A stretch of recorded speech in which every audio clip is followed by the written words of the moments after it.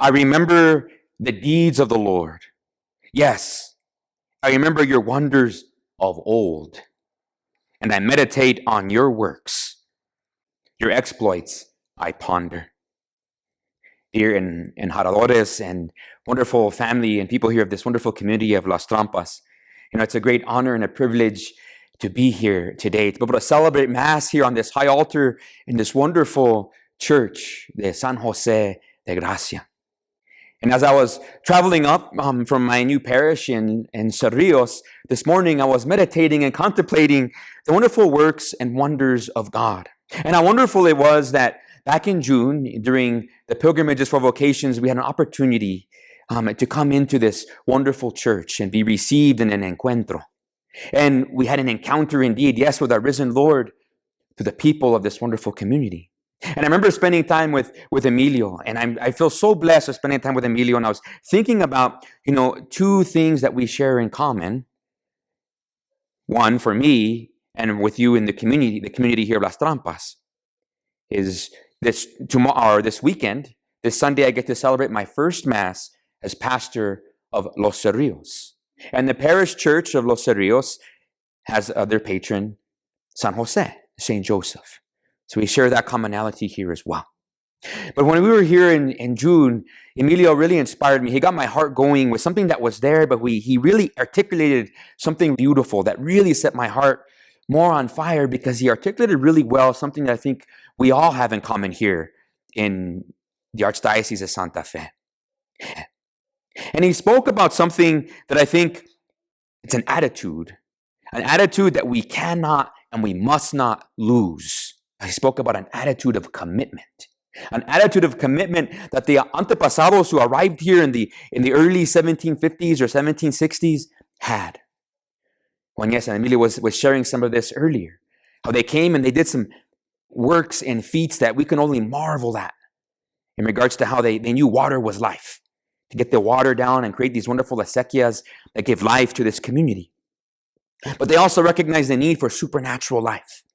And that without supernatural life, nothing else matters. And with a great attitude of commitment, they constructed this wonderful church. They could have done something much smaller, something less grand. Said the hundreds of corbels that they carved here didn't even need corbels. They could just, put the horizontal beams and just lay them right on the vertical columns. But they had an attitude of commitment that goes right down to the attitude of commitment that Jesus Christ had for us in regards to laying down his life for us. And he speaks in the gospel, he says about this attitude of commitment. Whoever wishes to come after me must deny himself, take up his cross and follow me. For whoever wishes to save his life will lose it, but whoever loses his life for my sake will find it. Christ had a great attitude of commitment towards us, towards saving us. And I can think a little bit about, and Emilio mentioned this, those antepasados of the past.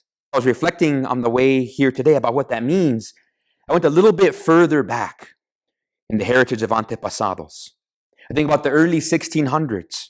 It was the time when the conquistador Oñate, searching for the cities of gold and so forth, he had committed some crimes against humanity, and he got sent back to Spain to go to trial for the crimes that he committed, because Spain did not have the attitude that Oñate kind of fell into. Maybe, hopefully he repented. I don't know the whole story there.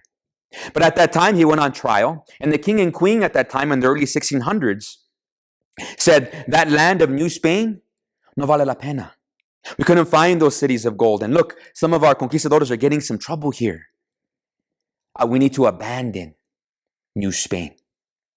But the Franciscans that were there somewhere in that whole conversation said, to the king and queen, and they had this great attitude of commitment.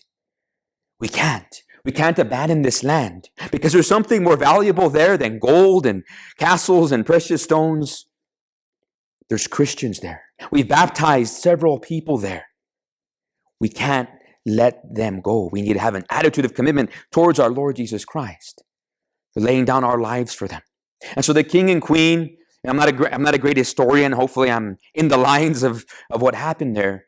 The king and queen said, okay, we're giving New Spain to you, the Franciscans. And so the Franciscans came back. They kissed the tierra here in New Mexico, and they called it the Kingdom of St. Francis. And it was on that tierra that became holy. Maybe it wasn't, the capillas that were built and the pueblos that were there, maybe they weren't built of gold, but a very wonderful treasure that is our dirt, our homeland, our tierra. And before the Mass, we were speaking about these wonderful vestments that I get to wear that were here. And these vestments come from Spain. And it was mentioned, well, you're probably going to be covered in polvo, after Mass. And I think, well, that's a beautiful thing because that polvo is our polvo, no? Yeah, and all that comes with it, and the attitude of commitment that was there in the 1600s, it was passed on to the generations to the people that settled here in Trampa, I paid attention, at the encuentro, Emilio? Yeah, but that's attitude of commitment that you spoke about. So we need to continue to have, especially as we move forward. Yes, with this Enjarre this year might be a little bit different, but in future years, how we can pass down this attitude of commitment to our future generations, so we can continue to enjarrar our church with this dirt. And to us, it's more powerful than gold because in it is our blood and sweat and tears, our traditions that go all the way back. Even go back all the way to Spain. Let us continue to have this great attitude of commitment and pass this down to the enjarradores of the future. And how do we do that? We have that same attitude of commitment as Christ. Whoever wishes to come after me must deny himself, take up his cross, and follow me.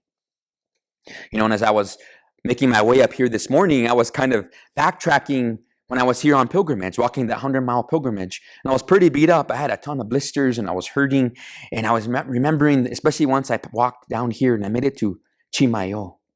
And when we made it to Chimayo in June, and we think about Chimayo, it's a great spiritual center for us. And what do we do when we go to Chimayo? What is it known for? It's holy tierra, no? That holy dirt. People go to Chimayo to get dirt and take it to their little capillas and to their families and the neighborhoods and the communities all over the archdiocese. But what we did in the pilgrimage is we grabbed dirt from here and all the probably 20, 30, 40 other capillas we visited. And we brought that dirt to Chimayo, and it was holy dirt because of all of the blood and sweat and tears and the sufferings and the struggles and the joys of these communities was symbolizing that dirt. And we tossed it right there in front of that altar. We brought holy dirt to the place of holy dirt. And as I was making my way up here this morning, I knew I had to stop in Chimayo. And I was recollecting those times in the pilgrimage and how all those blisters and it hurt, but you know what? Vale la pena. It was beautiful how I made it to Chimayo.